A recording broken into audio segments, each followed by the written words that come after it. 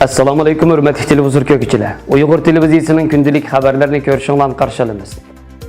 Yezigilik nazoratining sobiq noziri Akbar G'ofur dam olish chiqib 2 yildan keyin tekshirilmoqda. Korlidagi ko'z ko'ringan tijoratchi akuklar tutqun qilinib, mal bisoti to'xtatilgan. Xitoy hukumati 2019-yili 200,900 oilalik yezamin uy qurilishini planlagan. Washingtonda Kompartiyaga qarshi mustaqil partiyada qurultiy ochildi. Qozog'istonlik Uyg'ur yigit Amerikada o'tkazilgan boks musobaqasida chempion bo'ldi. Tövəndə diqqətinizə xəbərlərimizin təfsili məzmunları bo'lsin. Abdunum rayonluq intizam tekshirish komiteti reviziya komitetining xabariga asoslanganda atalmış Uyg'ur Abdunum rayonluq intizam tekshirish komitetining 26 avgust kuni bildirishicha Abdunum rayonluq sobiq dehqonchilik nazorati partiya gruppasining muavin sekretari Nazir Akbar G'ofur intizomga qonunga eg'ir xiloflik qilganlik gumoni bilan Abdunum rayonluq intizam tekshirish komiteti reviziya komiteti tarafidan intizom va reviziya jihatdan tekshirilayotgan ekan. Xitoy hukumati ilgari o'rmonchilik, ma'rif qatorliq nazoratlarning nozirlarini tutqun qilgan edi. Akbar G'ofur 1959-yili Aqsuda tug'ilgan bo'lib, 1975-yili xizmatga qatnashgan. 1987-yili Xitoy Kommunist partiyasiga a'zo bo'lgan. Akbar G'ofur 30 yildan ortiq vaqt Aqsuda xizmat qilgan bo'lib, ilgari keyin bo'lib Onsu noyisining hokimi, Aqsu shahrining boshlig'i va Aqsu viloyatining valisi qatorliq vazifalarda bo'lgan. 2013-yili mart oyida Abdunum rayonluq yezigilik nazoratining noziri bo'lgan. 2017-yili pensiyaga chiqqan. Akbar G'ofurga boshqa amaldorlarga o'xshashla atalmış qonun intizomga og'ir darajada xiloflik qilish jinoyati ortilgan bo'lib, boshqa tafsilotlar berilmagan.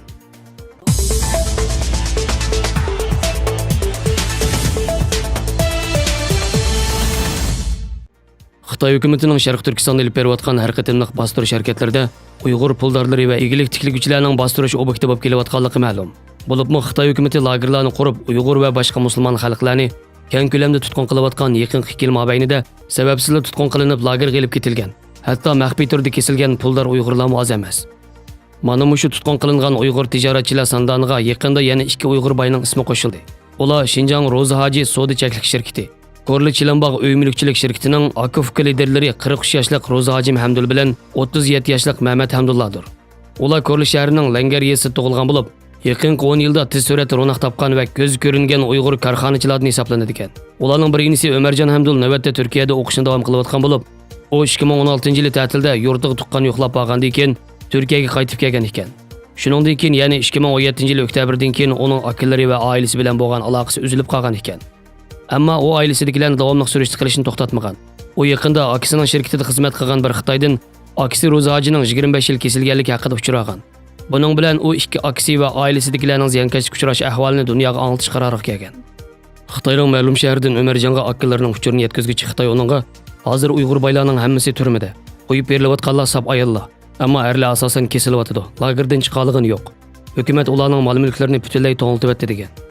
Xitoyning to'rdagi uchur arxivlaridan Ro'zi Hoji va Mehmet Hamdullar qurgan uy mulk shirkatlarining turbatlarini, shirkatlarni tizim qoldirgan vaqtlarini va munosabatlik isbotlarini hozir mutaf qilib bo'ladi.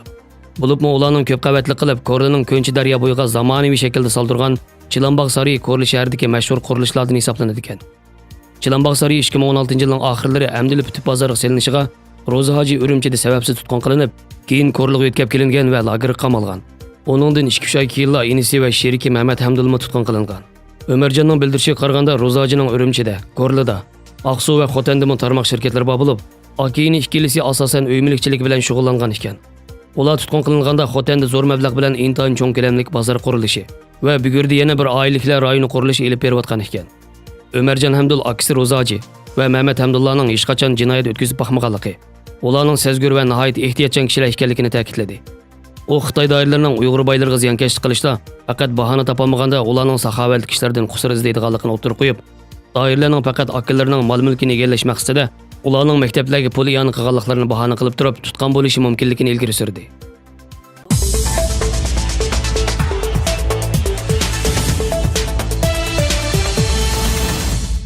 Tianshan Tori 27 avgust xabarida Xitoy hukumati 2019-yilda atalmış Xinjiangning yezi amin uy qurilish salmoqini sijil oshirishga erishib, 200,900 oilalik yezi amin uy qurilish vazifasini yo'lga qo'yishni planlagan. Uning ichida yezlardagi arxiv turg'izilib, karta bejirilgan namrat oila 9355 bo'lib, 140,000 oylikdan ortiq yezi amin uy qurilishi bitgan bo'lib, yil oxiridan burun yillik yezi amin uy qurilish vazifasini tamomlash mo'ljallanmoqda ekan. 21 avgust kuni Abdunum rayonluq Turalg'u va shahar yezi qurilish nazoratining bildirishicha, iyul oyining oxirigacha Abdunum rayon bo'yicha 197,929 oilalik yezi amin uy qurilishida ish boshlangan. Ish boshlash nisbati 92,72%ga, putgan uy 146,055 oilalikka, putish nisbati 68,42%ga yetgan. Bo'libmi yezilardagi arxiv turg'izilib karta bejirilgan 9355 namorat oilalikning hammasida qurilish boshlanib, 7834 oilalik amin uy qurilishi bitib, putish nisbati 83,74%ga yetgan ekan.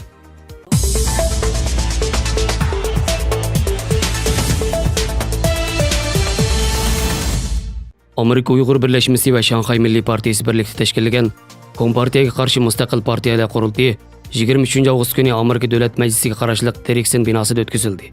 Bu qitim qurultayga Uyg'urlar, Tibetlar, Janubiy Mong'oliya qatorliq Xitoy bo'lmagan xalqlar rayonlarining vakillaridan boshqa yana Hong Kong, Shanxay, Kanton, Lu davlati, Ulug' Shu davlati qatorliq mustaqillik istiguvchi 10 necha partiyaning vakillari qatnashdi. Yig'in zaliga har qaysi mustaqilchi partiyalarning partiya bayroqlari esilgan bo'lib, tomning o'rtasiga esilgan ay yulduzli ko'k bayroq alohida ko'zga chiliqatdi. Bu qitimki yig'inni uyushtiruvchilarning biri bo'lgan Amerika Uyg'ur birlashmasining raisi Elshad Hasan apandi oldi bilan so'z elib, Xitoyning parchalanishi, shu qatorda Sharq Turkiston, Kantoniya davlati, Mong'ol davlati, Lu davlati, Yuan davlati qatorliq mustaqil davlatlarning barliq kelishi reallikqa texim uyg'un keladiganligini, o'tgan mezgillarda Uyg'urlar, Tibetlar, Mong'ollar qatorliq Xitoy bo'lmagan millatlar Xitoydan ayrilib chiqib mustaqil bo'lishni istagan bo'lsa, amdilikda Xitoy xalqining o'zidami mustaqillikni orzu qiluvchi guruhlarning zo'rayotganligini, uning tarixdagi muqarrar yuzlanish ekanligini ta'kidlab o'tdi. Yig'in vakillari o'z partiyalari nomidan so'z qilib, Xitoy hukumatining Uyg'urlar va Tibetlarga ziyonkashlik qilishdan boshqa Shanxay, Tayvan, Hong Kong qatorliq joylarda siyosiy, iqtisod va kundalik hayot faoliyatlari sohasida qanday qabihliklarni sodir qilayotganligi, ularning demokratiya va insoniy muhabbatga qanday xiroslarni elib kelayotganligi, shunga bundaq bir rezil hokimiyatni jazman ag'dirib o'tish lozimligi haqida fikr qildi. Bu qadimgi yig'inga kelmagan bir qism vakillar yig'inga o'zlarining videolik nutqini avatgan edi. Shulardan Hong Kongdagi demokratik o'quvchilar yetakchisi Zhou Shuawang o'z videosida Hong Kongdagi demokratiya namoyishining ahvolidan Uyg'urlar, Tibetlar duch kelayotgan ig'ir bostirishlarning shapisi kelayotganligini, bu xil ochiq reallikning haqiqatan Xitoyning parchalanishi lozimligini taqozo qiladiganligini bildirgan.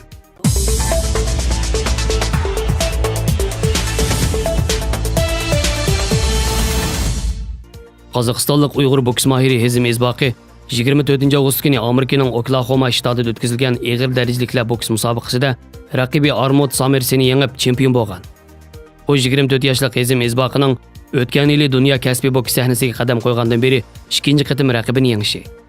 Hezim Ezbaqi 1995-yili Qozog'istonning Olmuta shahrida tug'ilgan bo'lib, 10 yoshidan boshlab boks mashg'ulotini boshlagan ekan. Hezim Ezbaqining Amerika taratqullariga bildirishicha, tirishchan va bir nishonni chiqish qilishdagi xarakteri uning eng kuchli taraf ekanligini, bir nishonni bekitib har vaqt uning yetish uchun tirishadiganligini bildirgan. Xabarlarimizni ko'rganingizga rahmat. Ko'rishgacha omon bo'linglar. Xayr xo'sh. Allohga omonat.